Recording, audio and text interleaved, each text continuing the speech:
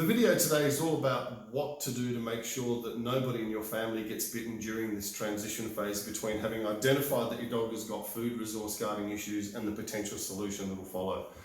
So this video is part 2 in the series. Part 1 was all about prevention and starting off with the puppy to make sure that your puppy doesn't develop resource guarding issues, and there's a link in the description to that video. This video here is all about making sure that your family is safe, and the third video that will happen in the next few days is all about how to resolve resource guarding issues once your dog actually has the problem. Welcome to Canine IQ, Dog Obedience and Behaviour Modification. This is the home of factual science-based dog training. I'm Claude Bertoni. Thank you for coming back. If you're a regular visitor to the YouTube site, thank you for your support. It's really appreciated. If you're a new visitor to the site, I hope you find it interesting. And if you do, remember, hit the subscribe button, but more importantly, hit the notification bell. That way you get to stay in touch with all the new posts and videos that I put up in the future. So before we get started on these 5 main points that we need to cover to make sure that nobody gets bitten during this transition period, I've left a bit of a bonus for you at the very end, which is effectively 3 main points that will help you prepare for the training process that will be following in part 3 of these videos. And these 3 points are the things that we need to do to start to get your dog to understand that a solution is about to happen and to get everybody in the family on the same page with regards to behaviour modification. Point number 1, very, very important, that if you happen to be in the vicinity of the dog and it is starting to show you resource guarding behaviour, what you really must not do, and please do not do this, is to actually show the dog that it is intimidating you. And I know you have to fight every instinct because it's quite abnormal to not respond to a dog showing you aggressive behaviour. But if the dog happens to snarl or lunge, the last thing that you need to do or want to do is to actually back off, because that reinforces the behaviour. I do a lot of work training dogs for security and law enforcement. I've mentioned this on a few videos. Well, we actually use resource guarding to get the dogs to show a more pronounced behaviour to a certain trigger. So resource guarding is quite recallable, and it is a genuine behaviour. And what we do to reward the dogs in those situations is backing off. Even doing something like this or flinching reinforces that behaviour, and the dog goes, that's exactly what I need to do to get you away from me.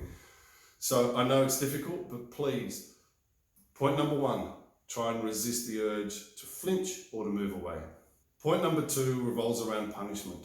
Please do not punish your dog for this behaviour. It does not work. Punishing your dog for showing food-related aggression or behaviour is like going up to a friend of yours that's clinically depressed, slapping them across the back of the head and saying, get over it.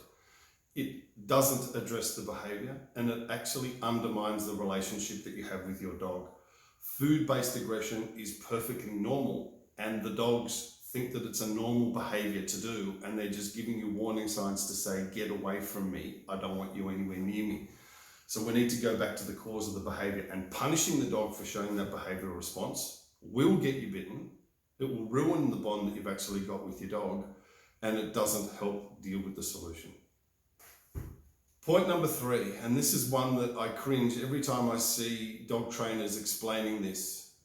I have a mild heart attack. And that is to do with food substitution.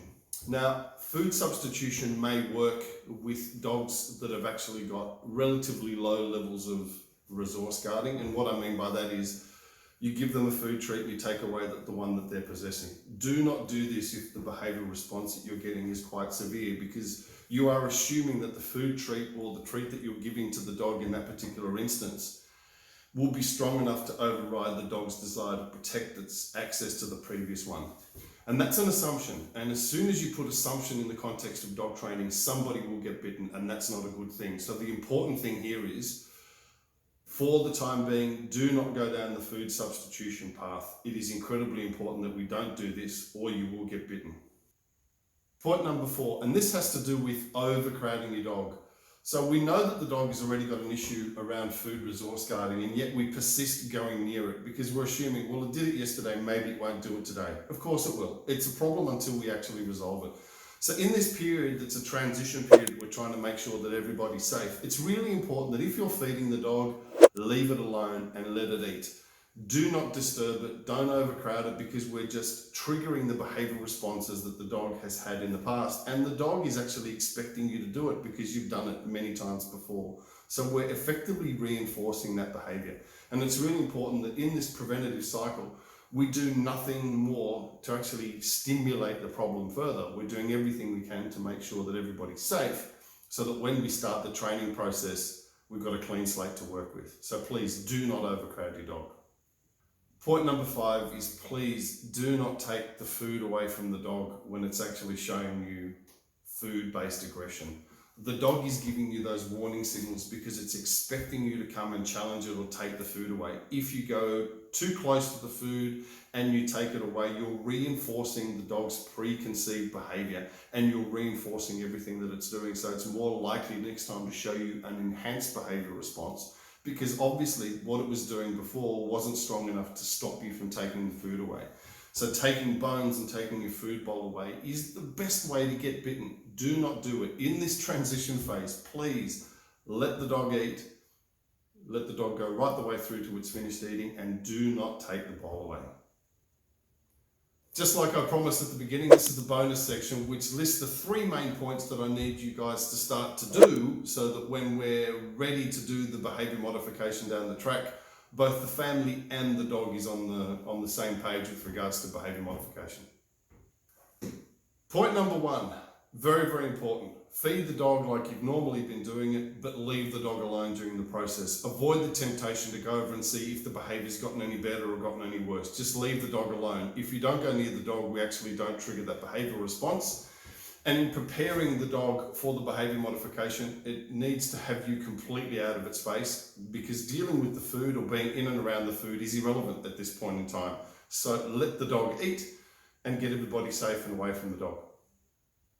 Point number 2 is very, very simple. It's about spreading the dog's food over more than one meal. So if you're used to giving your dog a certain amount of food in one particular sitting, just break it down over 3 meals. That way it's spending a lot less time at the food bowl than it would have been doing having one intense meal, and then it spreads it across the whole day. Point number 3 is a really important one. As soon as the dog has finished eating, try and distract it, get it away from the food bowl, move it to some other part of the house and remove the food bowl.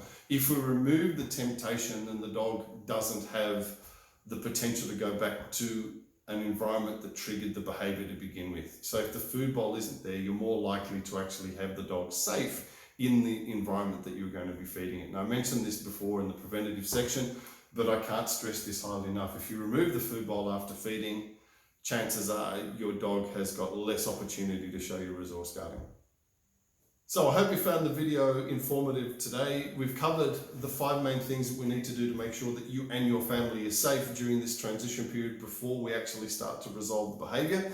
I've given you a bonus which effectively covers the 3 main things we need to do to prepare your family and the dog for the solutions that are about to be covered in video 3.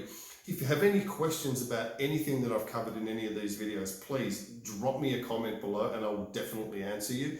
If you have a dog with specific behavioural issues or specific resource guarding issues around food that you may want me to help target for when I do video 3, please drop me a comment and tell me as much detail as you can about the problem. And if you don't agree with some of the things that I've said, I really want to hear from you as well. So drop me a comment and I'll address it. Again, thank you very much for coming back to the YouTube channel. Really appreciate your support. So did you like the content? If so, please hit the subscribe, like and share button, and don't forget to hit the bell button for future notifications of any new videos. Thanks for watching.